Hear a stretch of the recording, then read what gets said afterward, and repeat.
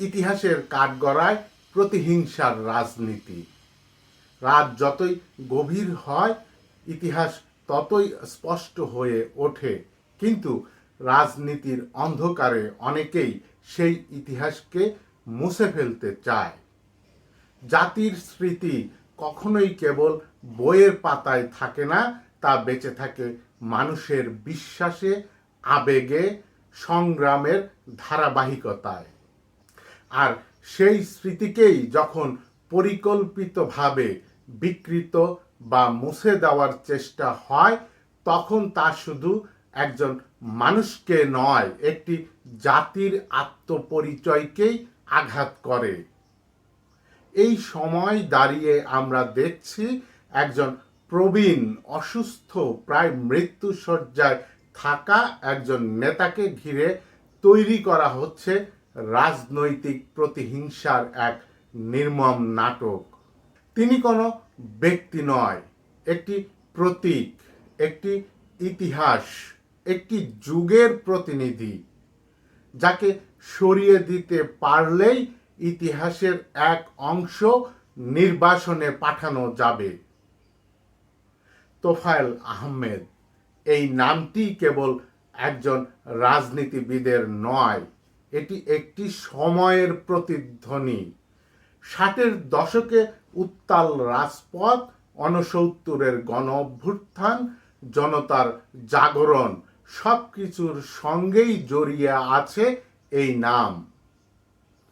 সেই মানুষটি যিনি জনসমুদ্রের সামনে দাঁড়িয়ে এক নেতাকে বঙ্গবন্ধু বলে আখ্যায়িত করেছিলেন, তিনি আসলে একটি জাতির চেতনার ভাষা দিয়েছিলেন।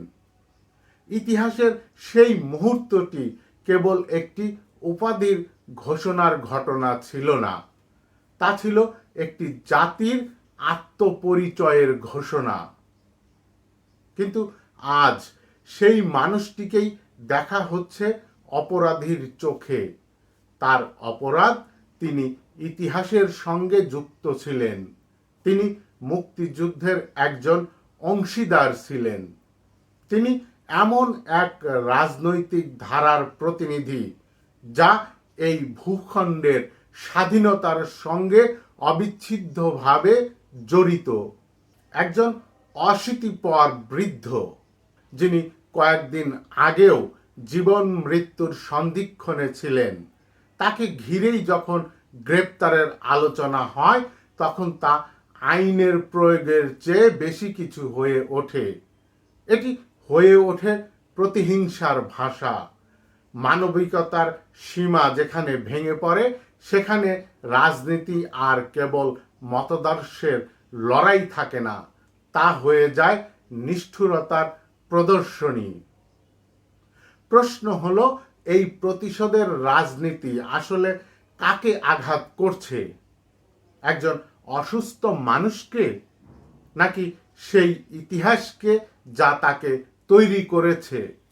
যদি একজন প্রবীণ মুক্তিযোদ্ধাকেও এইভাবে অপমানিত হতে হয়, তাহলে তা আমাদের ভবিষ্যৎ প্রজন্মকে কি বার্তা দেয়? তারা কি শিখবে যে ইতিহাসে অবদান রাখার পরিণতি একদিন অপমান ও অবহেলায় গিয়ে ঠেকে? তবুও ইতিহাসের এক অদ্ভুত বৈশিষ্ট্য আছে, তাকে চাপা দেওয়া যায় কিন্তু মুছে ফেলা যায় না। যারা আজ ক্ষমতার দম্ভে ইতিহাসকে পুনর্লেখনের চেষ্টা করছে, তারা হয়তো সাময়িকভাবে কিছু চিত্র বদলাতে পারবে, কিন্তু মানুষের স্মৃতি থেকে সত্যকে মুছে দিতে পারবে না। হয়তো এই সময়টাই আমাদের সামনে এক নির্মম কিন্তু প্রয়োজনীয় প্রশ্ন ছুড়ে দেয়। আমরা কেমন ইতিহাস চাই? আমরা কি এমন একটি জাতি হতে চাই যারা তাদের বীরদের শেষ সময়ে অপমান করে, নাকি আমরা সেই জাতি হতে চাই যারা মৃত্যুর মুহূর্তেও তাদের সংগ্রামীদের সম্মান দিতে জানে? কিছু মৃত্যু নিঃশব্দে ঘটে, অদৃশ্য হয়ে যায় সময়ের ভিড়ে। আবার কিছু মৃত্যু ইতিহাস হয়ে ওঠে একটি বার্তা, একটি প্রতিবাদ, একটি প্রতীক।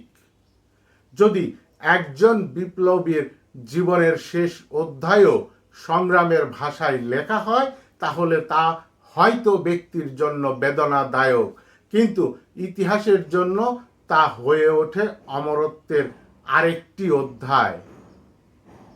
শেষ পর্যন্ত প্রশ্নটি ব্যক্তির নয়, প্রশ্নটি আমাদের। আমরা কি প্রতিহিংসার রাজনীতিকে স্বাভাবিক করে তুলব, নাকি মানবিকতার শেষ সীমাটুকু আঁকড়ে ধরে বলবো ইতিহাসের সঙ্গে এমন আচরণ করা যায় না? সময়ের উত্তর দেবে, কিন্তু ইতিহাস নীরব থাকলেও তার বিচার কখনোই থেমে থাকে না। আমাদের বীরদের সম্মান করা উচিত। বন্ধুরা, এই কন্টেন্টটি দেখে আপনার কি মনে হয়? আপনার মতামত আপনি লিখে জানাতে পারেন। ভালো থাকবেন, সুস্থ থাকবেন, নিরাপদে থাকবেন।